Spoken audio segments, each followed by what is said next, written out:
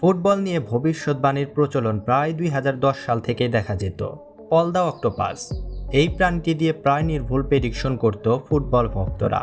শুরুতে 2008 সালে অক্টোপাস পল জার্মানির 6টা ম্যাচ প্রেডিকশন করে 4টি সঠিক ফলাফল দেয়।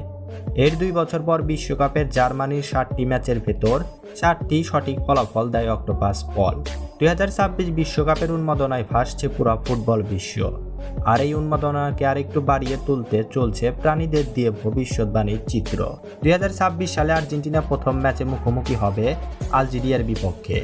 এদিকে বাতাসে ঘুরে বেড়াচ্ছে প্রাণীদের দিয়ে ভবিষ্যৎবাণীর খবর, তবে সেই ম্যাচের প্রেডিকশন আর্জেন্টিনার দিকে। তাছাড়া আমরা যদি গুগলের ইনফরমেশন অনুযায়ী দেখি, আর্জেন্টিনার জেতার সম্ভাবনা 80%, ড্র হওয়ার সম্ভাবনা 11%, আলজেরিয়ার জেতার সম্ভাবনা 9%। তো বন্ধুরা, আপনার কি মনে হয় কে জিতবে এই ম্যাচ? জানান কমেন্ট সেকশনে।